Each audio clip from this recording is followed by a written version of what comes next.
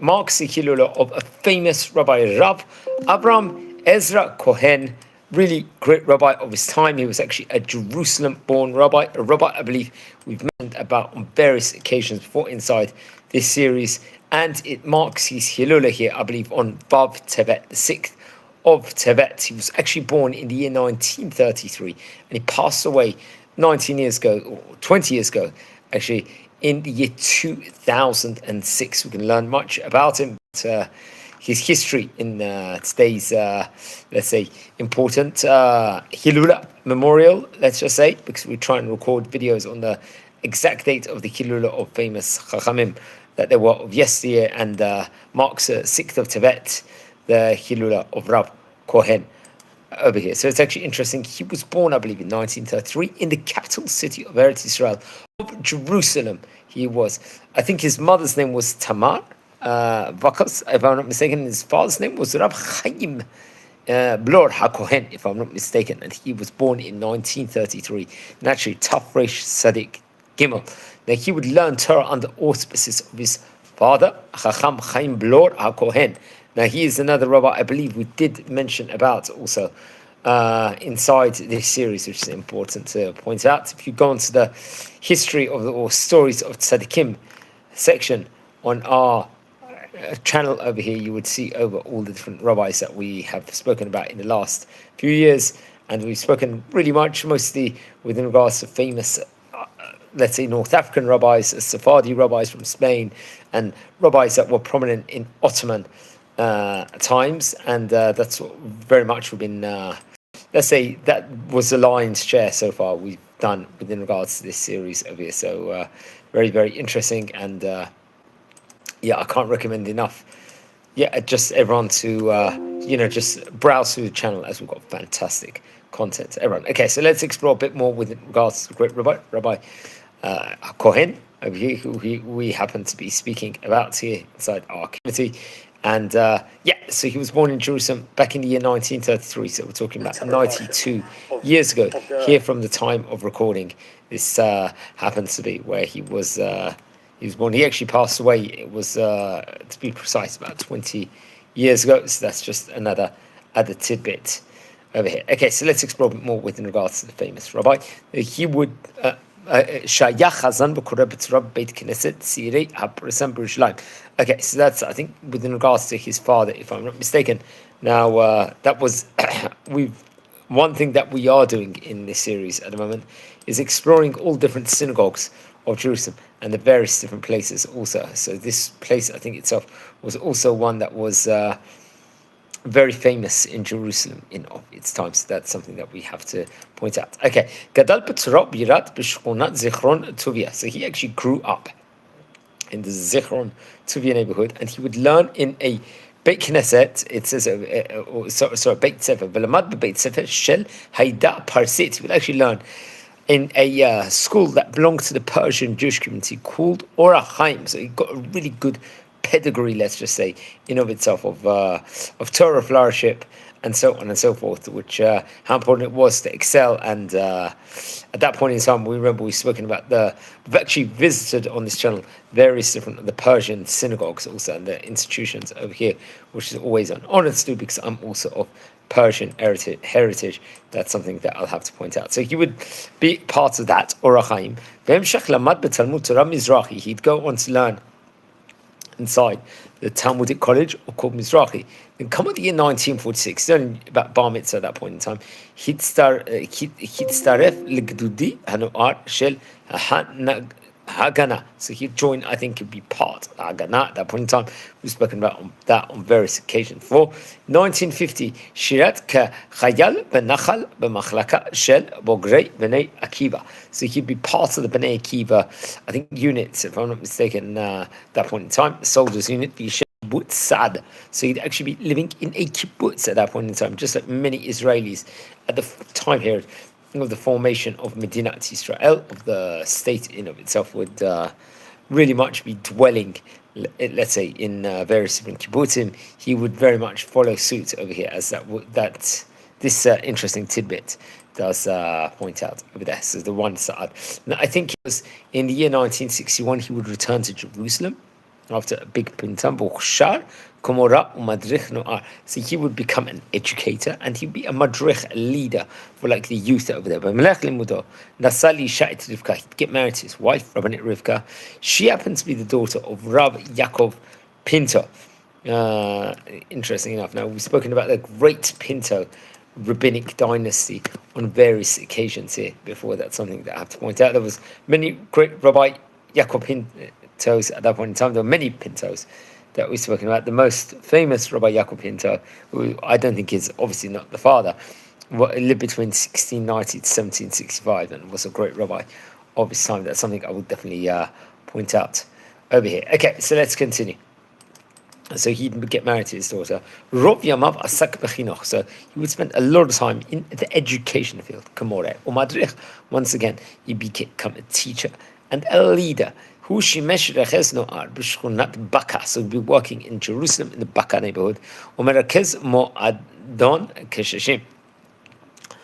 That's also pointed out. Also, so he really at even just at a young age, his let's just say Torah flouriship would actually be apparent and education at that point in time. I think he was working in the center of a seniors club, if I'm not mistaken.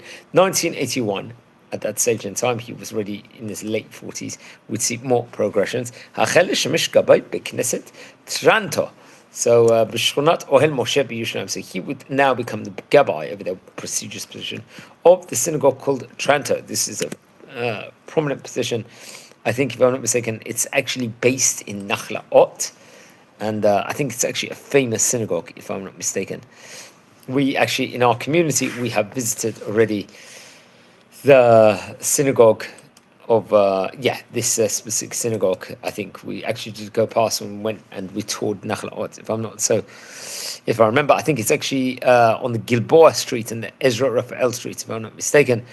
And very, very beautiful small synagogue, I think, in Ohel Moshe neighborhood. That's something that I have to point out. So I think it used to actually be called this synagogue at one stage in time, the Pachad Yitzhak. So that's just another interesting tidbit.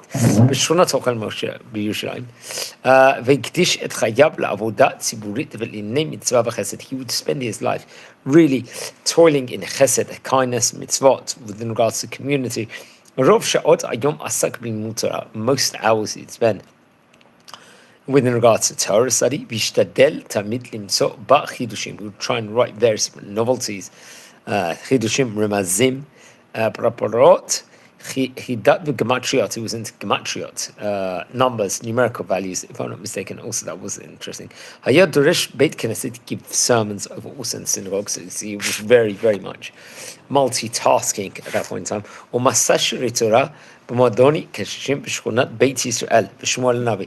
So I think he'd be very much involved with various neighborhoods, including the Beit Yisrael and Shmuel Navi neighborhoods. Now, once again, these are neighborhoods we, friends, have visited on this channel, which I can't stress enough. It's this is something very much we did visit on multiple occasions over here. So that's something I'll definitely point out here. Okay, so let's continue. We're speaking about Rabbi Avram Ezra Cohen over here. So he would spend most of his times over there. And now, בשבועות ברדיו, במסגרת התוכניות יום שישי, פרמנות מהירושלמי. Okay, I think he passed away, if I'm mistaken, did suffer. He passed away in 2006. ומנחות כבוד בירושלים. I believe he was buried in Jerusalem. Now, I think we've mentioned him on various occasions here before inside the series. That's something I will point out definitely here from the outset of here. There was another rabbi named Rabbi Ezra Cohen, but not. They were two totally different people. We're speaking about Rabbi Avram Ezra Cohen over here. The other rabbi I think we're referring to was Rabbi Ezra Tzion Melamed Cohen, who he's Hilula. I'm not sure. I think it was actually in some stage towards the end of Adar, if I'm not mistaken. So I don't get confused within regards to that. So he would be teaching in Beit Yisrael and Shmuel Navi. Okay, so he passed away, I believe. He suffered. It was the 6th of Tevet in 2006. Buried in Jerusalem. I think it was in 2008, after he passed away. It came out, I think his son would bring about the book Torat Chesed לאברהם, כפי שנמצאו בכתב, through his writing, teachings which he had given over and oraled over to various other people. בספר סעו מנחה שיצא לאור בשנת תשס"ח, I think 2008, ובאור רעיונות to bring up various different ideas, gematriot, numerical values, ראשי תיבות, and I think under the name חכם אברהם עזרא כהן, אשר חננו הבורא במעיין, נובע במיוחד לדעת לקשר בין מילים ואותיות התורה ולעלות לרעיונות הגנוזים בה בענייני מאורות המתרחשים בעולמנו ואשר יחזרו בין העמודים. It's very, very interesting. We're going to explore a few of the highlights of his book, but there's another website called the mesaper.co website. They pay a tribute to him. They talk about how he was involved in the Shari, the gates of the Torah, all the time, especially involved in the Beit Yisrael neighborhood and Shmuel Navi. בימי שישי נותן שאור בנווה שמחה, I think he'd give a shit over there, בית אבות ברוממה, I think in Roma also, כל ערב היה נותן שאור בטורנטו, בין מנחה לערבית, וכל שבת בחסד רק לפני מנחה, so he'd be also doing that there. וכל זה היה עושה בלי רכב ולא תשלום. Seemingly didn't get a salary for much of the workings. I didn't know about if it was all the workings, but definitely it wasn't the whole time. אז למה אני מזכיר אותו? כי עסק הרבה בתורה, כי אהב את הבריאות, he loves the creations, fellow humans, כיבד כל איש ילד וזקן. אברהם לא העיר למישהו, לא היה חשוב לה מה נושא הבן אדם, כמה דתי הוא, ואם הוא מתפלל 3 פעמים ביום. So he didn't look at the people, what they're doing outwardly with regards to how much they're praying. היה מספר סיפורי תורה בדרכי נועם. He would teach Torah in a pleasant way, as it teaches us a phrase that the Torah is a tree of life, and how important it should say that stay that way. Yeah, so כל כך הייתי גאה שהוא היה מופיע בבית כנסת, נותן דרשות. He really enjoyed giving sermons over, והגדיל לעשות ברמזים וחידת גדולות שיש בהם לחבב את התורה. He would actually try and bring it, especially with expertise, within regards to especially commentaries. את זה כתב הרב בקשי דורון, שקראו משפחה והכיר את דוד אברהם עוד מילדת. Apparently he was distantly or closely related to the Rabbi, the former Rishon LeZion, Rabbi Eliyahu Bakshi Daron. So I'm not sure if they were buried at the same time. Also Shabbat Karanu et Parshat Bo. Oh yeah, so he was, so various different articles within regards to him here.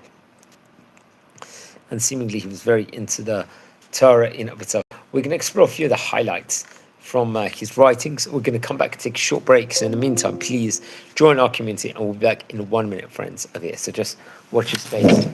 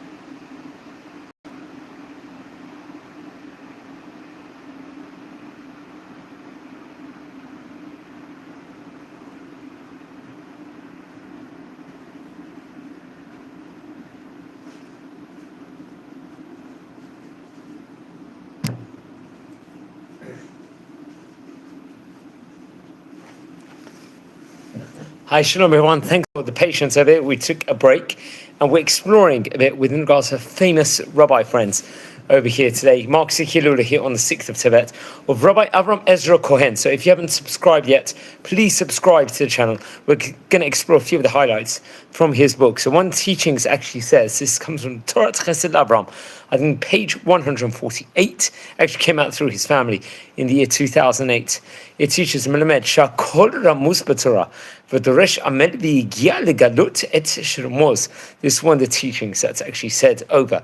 Another teaching, Melamed Shegadol Mashiach ben David Mashiach ben Yosef B'Koach HaTeshuvah. The importance with regards to, let's say, messianic times, with regards to the power of many of the great rabbis. It's a very, very much, he's illustrating. That actually, friends, comes from page number 58, 59. Once again, this book came out in the year 2008. So we're talking about nearly 18 years ago here from the time of recording. That's something I would definitely have to stress over here straight away. Okay, so another teaching of his that we must stress. And it says, Melamed ve'ele shemot, Rashi Tevot v'Shiva, v'Sofei Tevot Hihilim.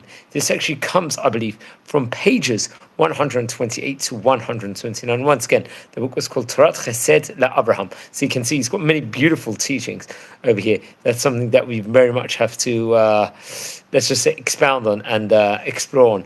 Also over here on this special edition. Okay, a few more teachings, friends.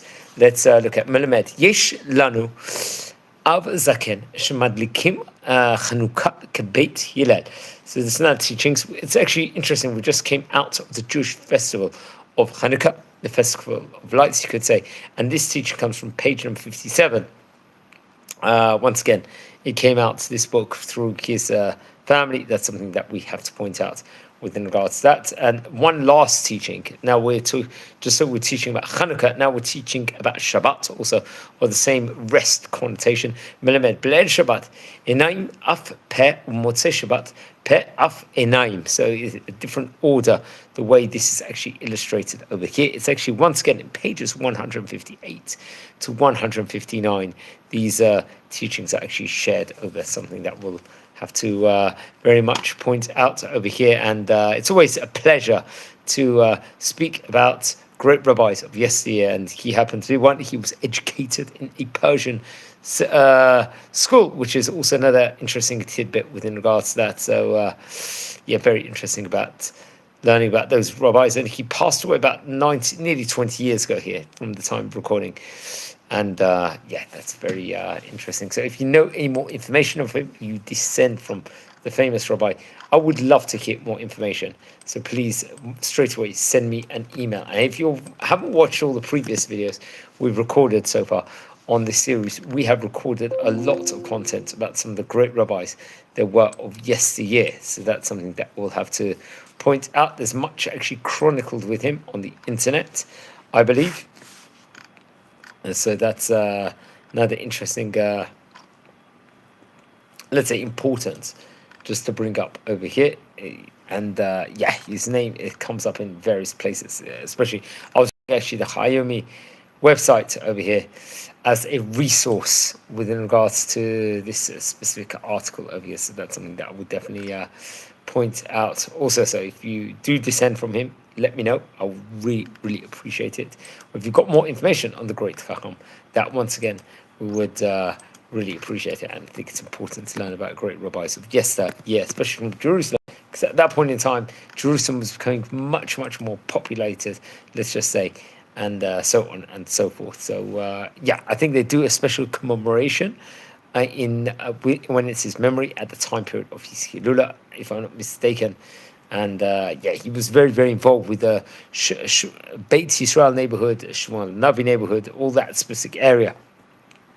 And the synagogue of the Tranato, if I'm not mistaken, Ohel Moshe. So he was very, very busy the whole time. And especially with tefillot, drashot, he was giving inside the synagogue, and various different writings. And I think it was obviously, as I mentioned before, I think it was close to, from a family point of view, to Rabbi Bakshi Doron, the great rabbi of his time. So that's something that we have to point out also. And there's various photos also of him on the internet, which I would very very much recommend everyone to actually look at, to actually explore, and to learn more about friends over here. Now, friends over here, we are a community here. We're learning about famous rabbis of yesteryear. Now, if you're enjoying our content over here, please subscribe to the channel. That's the first thing I would definitely very much stress over, because we've got fantastic content. We're doing a lot, and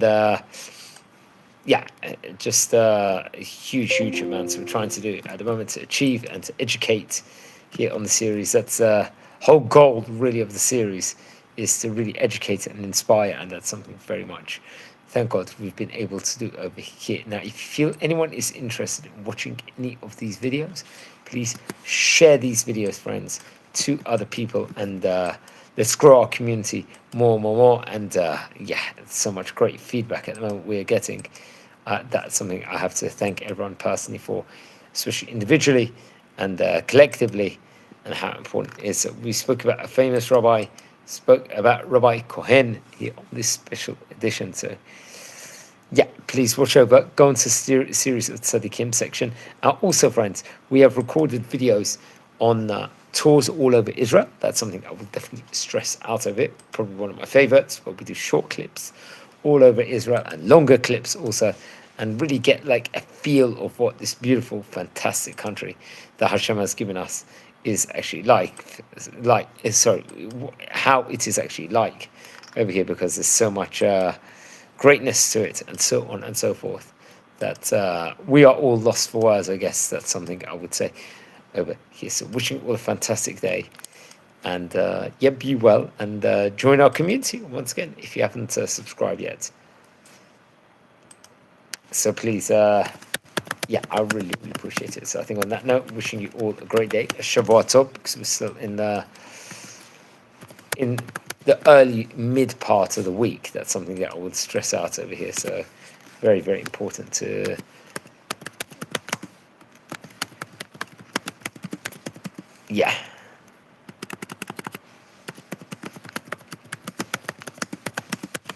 Yes, amazing. Okay, so on that note, thank you for watching. Take care. Be well. Appreciate it.